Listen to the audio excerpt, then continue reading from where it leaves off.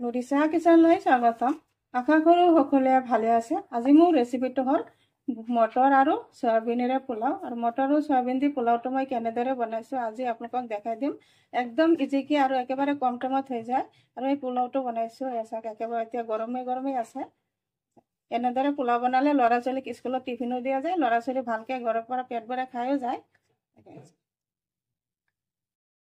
Motor pulao বনাবৰ কাৰণে মই এইফালে দেখাইছে 200 গ্ৰাম মটৰ মই ৰাতি তিয়াই থৈছিলোঁ। তিয়াই অলপ বইল কৰি লৈছোঁ, একেবাৰে বেছি সিজোৱা নাই। দেখাইছে এনেকৈ বইল কৰি লৈছোঁ। আৰু এইফালে সয়াবিন ভিজাই থৈছিলোঁ, পানীত তিয়াই থৈছিলোঁ আৰু সয়াবিনখিনিও ভালকৈ ফুলিছে। আৰু এইফালে চাউল ল'লোঁ, চাউলখিনিও আধা ঘণ্টা আগতে তিয়াই থৈছিলোঁ। এইফালে গেছতে এটা পাত্ৰ বহালোঁ আৰু ইয়াতে দি আছোঁ মিঠাতেল।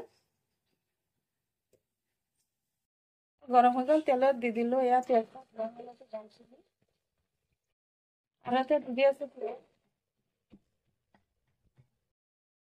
পেঁয়াজখিনি এনেদৰে ভাজি ল'লোঁ আৰু ইয়াতে দি আছোঁ সয়াবিনখিনি আৰু ভিজাই থোৱা মটৰখিনি দি আছোঁ আৰু দি দিলোঁ অলপখিনি আদা নহৰু আৰু দি আছোঁ ইয়াতে আধা চামুচ হালধি গুড়ি, 1 চামুচ জলকীয়া গুড়ি আৰু 1 চামুচ জিৰা গুড়ি আৰু সোৱাদ অনুসৰি নিমখো দি আছোঁ 1 চামুচ। এতিয়া গুটি কৰি মছলাৰ লগত বুট আৰু মটৰ আৰু সয়াবিনখিনি ভালদৰে মিক্স কৰি দিম আৰু অলপ টাইম ভাজি ল'ম।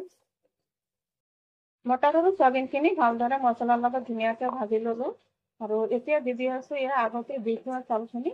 এতিয়া 3 পোৱা চাউল আছে, চাউলখিনি ভালদৰে একেলগে ধুনীয়াকৈ মটৰ আৰু সয়াবিনৰ লগত এনেকৈ অলপ টাইম ভাজি ল'ম।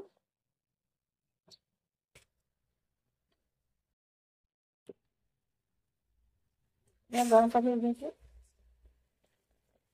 গৰম পানী এটা জোখমতে দিম, চাউলে আৰু গৰম পানী সমানে দেখাইছে। চাউলে আৰু পানীয়ে সমানে কৰি দিছোঁ, তাতকৈ আৰু বেছি নিদিওঁ। আৰু এতিয়া ঢাকি দিম 10 মিনিটৰ কাৰণে। 10 মিনিট পিছত ইয়াত দেখা পাইছোঁ পোলাওখিনি কিমান ধুনীয়া হৈছে। আৰু এবাৰ লৰাই দি আছোঁ, একদম ধুনীয়া জৰ্জৰা হৈছে। দেখাইছোঁ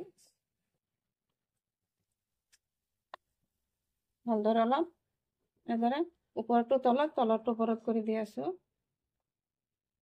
আকৌ 2 মিনিটৰ কাৰণে ঢাকি দি আছোঁ আৰু গেছৰ জুইটো এতিয়া একেবাৰে ল' ফ্লেমত ৰাখিছোঁ। আহিলোঁ 2 মিনিট পিছত, পোলাওখিনি হৈ গ'ল, একদম ধুনীয়াকৈ হৈছে।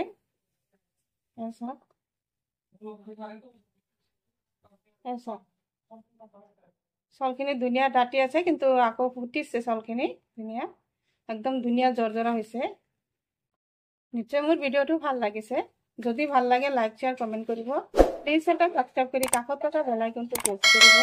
আজি মোৰ ৰেচিপি এইখিনি। আকৌ আশা আছে কাইলৈ আৰু এটা নতুন ভিডিঅ'লৈ আহিম। Thank U.